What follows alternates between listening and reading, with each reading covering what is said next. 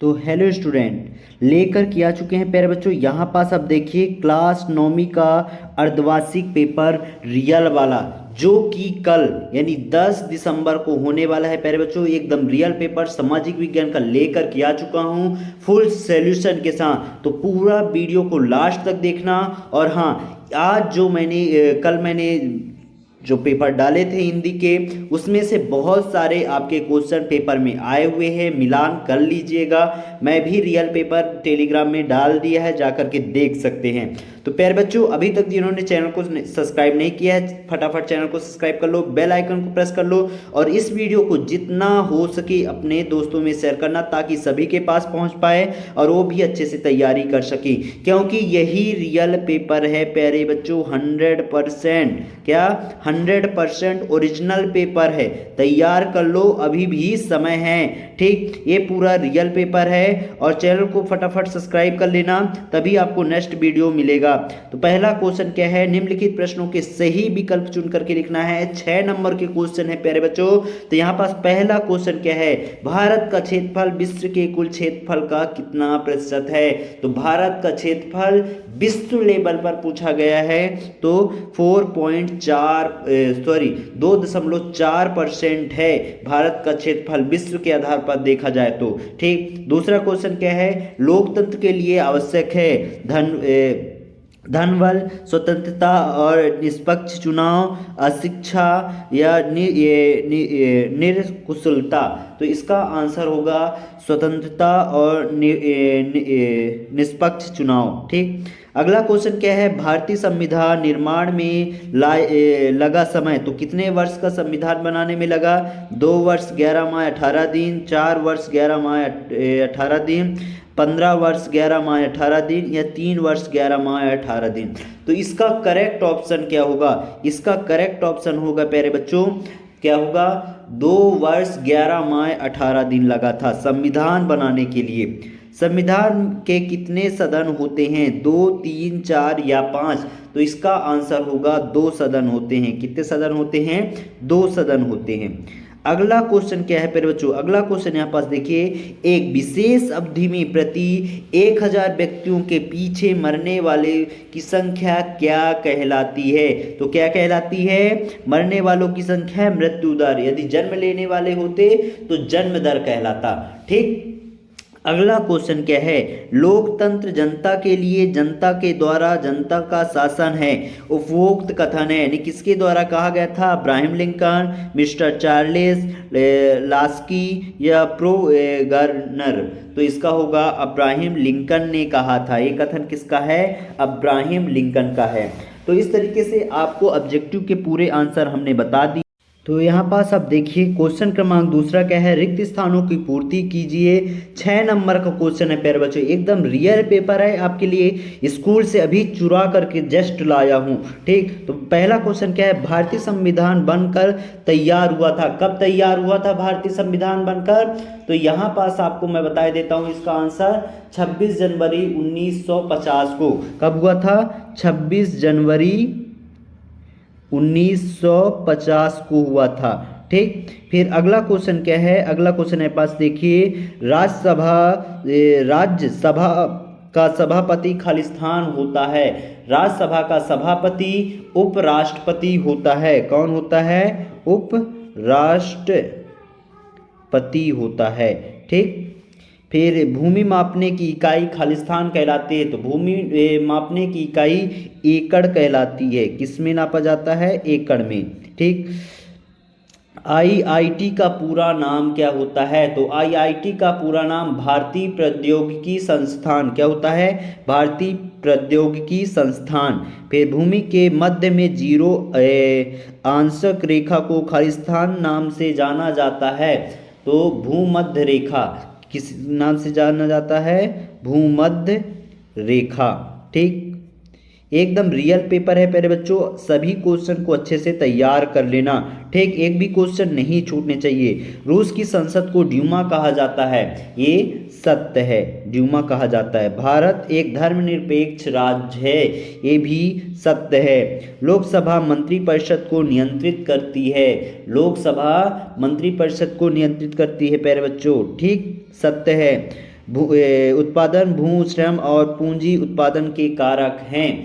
ये भी सत्य है। क्या है? सत्य है। अगला क्वेश्चन क्या है? अगला क्वेश्चन यहाँ पास मैं बता दूं, ये असत्य होगा। क्या होगा? भारतीय का संविधान 15 अगस्त 1947 को लागू हुआ। तो ये क्या है? असत्य है, क्योंकि भारत का संविधान 26 जनवरी 1950 को लागू हुआ था। 25 जनवरी 1950 को प्रस्तावित हुआ था, हस्ताक्षर हुआ था, और 26 जनवरी 1950 को लागू हुआ था। ठीक, ये आपको पता होना चाहिए। छठवां नंबर असत्य होगा। फिर यहाँ पास देखिए सही जोड़ी। दो आब का क्या हो जाएगा प्यारे बच्चों? दो आब का होगा यहाँ पास सही जोड़ी में दो नदियों के बीच का भाग। क्या हो जाएगा? दो नदियों के बीच का भाग, ये एफ वाला। ठीक। फूलों की बौछार, फूलों की बौछार हो जाएगा पीर की पंजर। क्या हो जाएगा?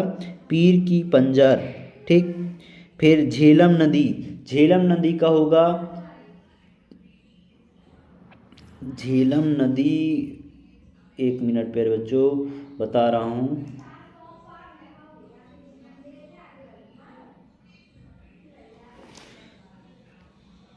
सॉरी, फूलों का बौछार कहवा और झेलम नदी पीर पंजाब श्रेणी। क्या हो जाएगा? पीर पंजाब श्रेणी। राजेंद्र प्रसाद हो जाएगा। राजेंद्र प्रसाद का संविधान सभा के अध्यक्ष थे राजेंद्र प्रसाद। ठीक। हरित क्रांति के जनक किसे कहा जाता है? ये वाले एम स्वामीनाथन। आर्थिक विकास का हो जाएगा पूंजीवादी। ठीक। इस तरीके से आप सही जोड़ी का मिलान कर लीजिएगा। फिर अगला क्वेश्चन क्या है? प्रश्न क्रमांक 5वां है।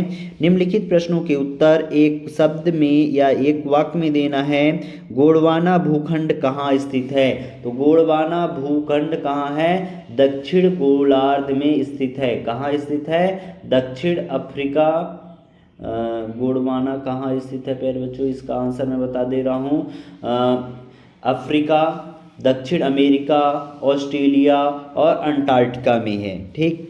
फिर हीराकुंड बांध किस नदी पर बनाया गया है? तो महानदी पर। कहाँ? महानदी।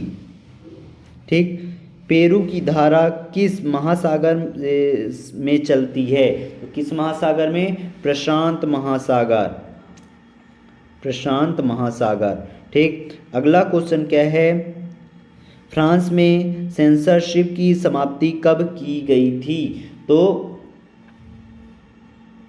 कब की गई थी? इसका आंसर क्या होगा? सन 1789 ईस्वी में की गई थी। ठीक। मेरी एंटोनेट कौन थी? तो कौन थी?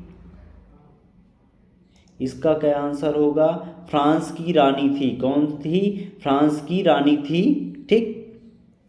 फिर मनोरम का उद्देश्य, मनोरम का क्या उद्देश्य था? ग्रामीण क्षेत्रों में गरीब परिवारों को रोजगार के अवसर प्रदान करना। क्या हो जाएगा? ग्रामीण क्षेत्रों में रोजगार के अवसर प्रदान करना, ये आंसर होगा। ठीक। अगला क्वेश्चन क्या है? अगला क्वेश्चन यहाँ पास मैं आपको दिखाते जा रहा हूँ। ये 5वां क्वेश्चन हो गया।